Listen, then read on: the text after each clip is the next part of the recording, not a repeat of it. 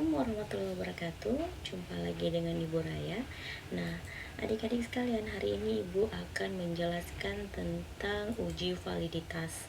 Nah, sebelum kita masuk pengaplikasian dengan menggunakan SPSS, kita harus tahu dulu nih, apa sih uji validitas itu? Nah, uji validitas ini sendiri digunakan pada setiap penelitian yang menggunakan metode angket atau kuesioner. Terus apa sih fungsinya? Nah, ternyata fungsinya itu untuk mengetahui hubungan atau korelasi antara masing-masing skor item soal atau skor total yang diperoleh dari jawaban atas kuesioner itu sendiri. Nah, sebelum kita melakukan pengujiannya langsung, kita harus pahami dulu nih dasar-dasar pengambilan keputusan. Nah, dasar pengambilan keputusannya ada dua. Yang pertama, membandingkan R hitung dengan R tabel. Nanti Ibu akan perlihatkan contoh R tabelnya. Nah, kita harus paham bahwa soal angket dinyatakan valid ketika R hitung lebih besar hasilnya dibanding R tabel. Nah, sebaliknya ketika angket atau soal angket tersebut dinyatakan tidak valid ketika R hitung lebih kecil dibanding R tabel. Kemudian ini contoh dari R tabel itu. Nanti Ibu akan jelaskan bagaimana cara penggunaannya.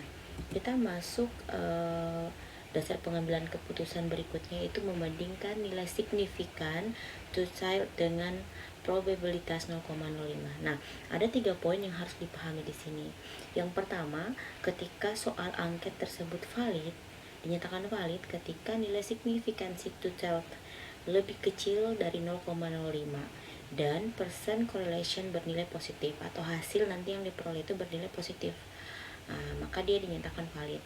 Nah, ketika dia tidak dinyatakan valid, ada dua faktor. Yang pertama itu ketika nilai signifikansi to child-nya itu lebih kecil dan percent correlation bernilai negatif, atau nilai angket dinyatakan atau soal item angket dinyatakan tidak valid ketika nilai signifikansi to child-nya itu lebih besar daripada 0,05. Nah, ini Ibu ada data. Ya, data ini Ibu ambil dari spssindonesia.com. Jadi Ibu copy paste dari sini. Kemudian nanti dari data ini kita masukkan ke SPSS. Nah, nanti Ibu menggunakan SPSS versi 16. Jadi jika adik-adik menggunakan versi 17, 18, kalau nggak salah sekarang itu versi 21, itu nggak apa-apa, semua bisa. Jadi cara pertama yaitu ketika kita masuk di SPSS, nanti ada di sudut kanan bagian bawah itu ada 2 kolom, yaitu variable view dan satunya adalah nanti diperlihatkan setelah variable view-nya itu. Jadi kita concern di variable view-nya. Nah, variable view itu terdiri dari name, type, width, decimal dan sebagainya. Nanti adik-adik bisa lihat. Tetapi nanti karena kita menggunakan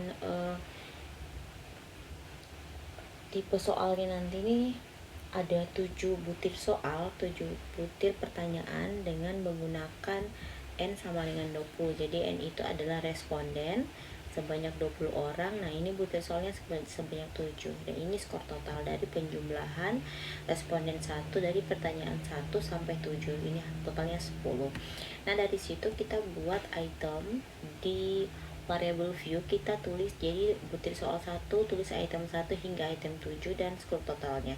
Nah, nanti di sini akan muncul desimal itu 2. Nah, kita ubah desimal 2 itu menjadi 0.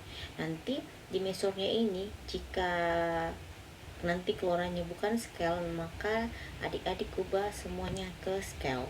Nah, langkah berikutnya yaitu di samping tadi variable view, setelah menggunakan itu adik-adik klik nanti ada sebelah sini sampingnya variable view itu adalah data view. Nah, nanti hasilnya akan berubah seperti ini, item 1 hingga skor total. Nah, dari mana angka-angka ini? Angka ini adik bisa langsung copy dari data yang sebelumnya. Ini di Excel ya, adik kalau bisa ketik di Excel, kemudian copy dari poin 2 dari jawaban soal itu hingga ke skor total bagian bawah. dari responden ke-20. Nah, nanti paste ke sini. Nah, langkah selanjutnya yaitu adik mengklik tombol atau bagian analyze. Nah, di analyze nanti ketika adik klik akan muncul beberapa option pilihan. Nah, adik-adik pilih correlate. Nah, dari correlate nanti ini akan muncul beberapa poin. Nah, adik pilih bivariate. Nah, setelah itu akan muncul tabel dialog. Jadi tabel dialog nanti ini awalnya nanti item-item ini di posisi kolom sebelumnya di sini. Nanti adik blok semua, kemudian pindahkan ke kolom variabel. Nah, kemudian di bagian correlation coefficient adik checklist yang personnya, kemudian di test of significance itu adik klik to tell, kemudian adik checklist flag significant correlation, kemudian adik klik OK. Nah, setelah itu nanti akan muncul tabel dialog seperti ini. Nah, ini adalah hasilnya. Nah, bagaimana sih cara membacanya? Ini sangat gampang sekali. Jadi untuk personal correlation kita kan tadi kembali ke di awal PowerPoint, yaitu dasar pengambilan keputusan ada 2, yaitu perbandingan R hitung dengan R tabel serta membandingkan nilai signifikansi total dengan probabilitas 0,05. Nah, kita akan fokus yang pertama yaitu di percent correlation, yaitu membandingkan R hitung dengan R tabel.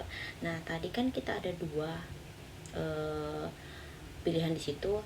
Kapan ketika item soal dinyatakan valid dan tidak valid. Nah, di R tabel tadi itu kan ketika R hitung lebih besar daripada R tabel maka dinyatakan valid. Begitupun sebaliknya. Nah, kita lihat di sini. Di sini kalau ada koma, kemudian 886 itu depan koma itu ada 0 ya. Tapi di sini tidak ditunjukkan nolnya. Jadi ini dibaca 0,886. Nah, dari 0,886 ini adalah R hitungnya. Hasil dari SPSS itu ini disebut R hitungnya. Nah, kita lihat di R tabel. Nah, ini contoh R tabel tadi Ibu perkecil. Jadi karena dia R tabel kita signifikansi menggunakan 0,05, jadi jumlah kita lihat berapa sih jumlah responden yang digunakan. Nah, jumlah responden itu kan N sama dengan 20 kan, 20 orang. Kemudian kita fokus ke 5% atau ke signifikansi 0,05. Kita tarik, kita lihat ternyata 0,04. Ketika kita melihat hasil tadi, ternyata R hitungnya itu lebih besar daripada R tabelnya, sehingga untuk item pertama pada penarikan keputusan atau dasar pengambilan keputusan membandingkan R hitung dengan R tabel, maka soal nomor 1 itu dinyatakan valid untuk perbandingan R hitung dan R tabel. Nah, kita lihat di dasar pengambilan keputusan kedua itu signifikansi totalnya. Nah, di sini ada kan tadi 3 poin yang kita antara 2 poin yang tidak valid, kemudian 1 poin valid. Jadi kita lihat di validnya dulu. Dikatakan valid ketika nilai signifikansi total lebih kecil dari 0,05 dan percent correlation bernilai positif. Kita lihat pertama, ternyata nilainya itu 0,000, dia di bawah dari 0,05. Oke, itu masuk satu syarat. Kemudian kita lihat apakah dia min. Ternyata dia tidak min, dia positif. Sehingga dapat disimpulkan bahwa item soal poin pertama itu dinyatakan valid baik dari segi R hitungnya maupun signifikansinya. Nah, perlakuan ini sama hingga item ke-7. Sama cara pengambilan keputusannya. Nah, ada pertanyaan-pertanyaan terkadang Ibu dapatkan, Bu, bagaimana ketika misalnya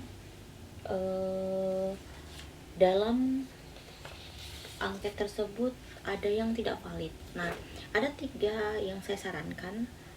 Yang pertama itu adik-adik bisa mengulang dan mengganti soal yang lain. Yang kedua, mengulang angket dan dibagikan kepada responden lagi dan harus mengganti soalnya. Tetapi ini poin ketiga yang sering Ibu gunakan, yaitu tidak mengubah soal dan tidak membagi ulang angket. Namun item yang tidak valid itu di drop out dari barisan soal yang akan dibagikan. Jadi mungkin yang tadi 19 ternyata setelah diuji SPSS ada 4 yang tidak valid, maka 4 itu tidak digunakan, jadi tinggal 15 soal. Tetapi dengan catatan bahwa item yang valid masih dapat menggambarkan atau mengukur variabel yang akan diteliti, jadi dia tidak keluar jalur, jadi dia masih bisa digunakan. Jadi tujuan dari penelitian itu masih ada dalam poin-poin pertanyaan yang digunakan. Nah, dan ingat tidak ikut dihitung dalam pengujian berikutnya. Jadi yang dibuang itu tidak ikut diuji lagi karena kita sudah drop out kan dari pertanyaan-pertanyaan angket yang digunakan. Nah, ini yang sering, poin ketiga ini yang sering ibu gunakan dalam penelitian ibu. Nah, daripada adik-adik pusing bagaimana pengaplikasiannya, jadi di sini ibu menggunakan SPSS 16. Jadi ibu tulis dari item 1 item sampai item 7, kemudian yang terakhirnya adalah skor total. Nah, di sini variable view ya, kita klik ini variable view and data view. Nanti ketika masuk, nanti awalnya data view yang muncul, kemudian adik klik ini saja, kemudian kita tab. Nah, ini desimalnya yang tadi gue bilang kita ubah dari 2 ke 0. Bisa menggunakan tombol atas bawah atau bisa langsung memblok kemudian mengganti dengan angka 0.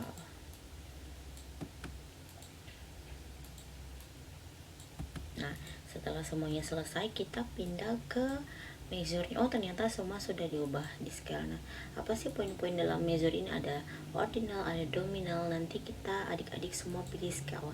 Setelah semuanya terpenuhi, maka adik pindah ke data view. Nanti munculnya seperti ini. Nah, ini ibu sudah siapkan tadi contoh yang ibu perlihatkan di PowerPoint. Ibu sudah input menggunakan Excel.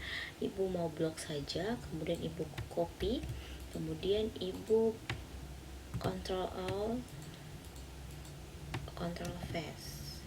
Jadi ibu paste ke sini dan hasilnya seperti ini. Nah, langkah selanjutnya adalah kita mencari menu yang ada di bar ini yang tertulis analyze. Oh, ternyata ini adalah analyze. Dari analyze akan muncul beberapa dialog. Adik-adik mencari correlate, kemudian mengklik bivariate. Nah, setelah masuk item soalnya awalnya seperti ini, adik-adik Ctrl O, kemudian pindahkan ke kolom variabel. Nah, di bagian correlation coefficient ini sudah terklik person, kemudian test of significance sudah terklik to tell, kemudian deflect significant correlation adik-adik klik ya. Jadi ini 3 poin yang harus adik klik, kemudian kita klik OK. Nah, ini akan muncul dialog seperti ini. Hasilnya tadi sama seperti yang ibu jelaskan di PowerPoint. Ini sama persis. Nah, di sini kalau kita lihat dari dasar pengambilan keputusan ini, semuanya ini valid, valid, valid, valid, valid. Ini juga valid.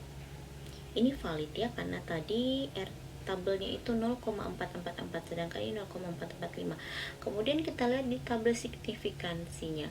Di situ dikatakan bahwa dia dinyatakan tidak valid ketika dia di atas 0,05, ini 0,02. Berarti dia masih valid. Jadi item ini dari soal poin 1 sampai 7 itu valid semua. Nah, adik-adik bisa coba untuk melancarkan uji validitas. Nanti ibu akan berikan soal, adik-adik bisa coba. Nanti ibu upload di LMS, kemudian itu akan menjadi tugas adik-adik dan adik-adik bisa kumpul di LMS juga. Ibu akan menilai sejauh mana pemahaman adik-adik tentang uji validitas ini. Nah, untuk pertemuan berikutnya kita akan masuk ke uji reliabilitas. Nanti gua akan memberikan contoh juga seperti ini dengan menggunakan data yang sama supaya adik-adik tidak pusing lagi untuk memahami uji ini dan apa gunanya. Jadi sekian untuk hari ini, semoga apa yang ibu jelaskan bermanfaat untuk adik-adik dan dapat digunakan dan dapat membantu adik-adik nanti untuk mengolah data pada saat adik-adik melakukan penelitian atau setelah adik-adik penelitian dan menguji datanya. Sekian untuk pertemuan kali ini, semoga bermanfaat. Salam sayang dari saya, stay positif, stay healthy. Wabillahi taufiq wal hidayah. Assalamualaikum warahmatullahi wabarakatuh.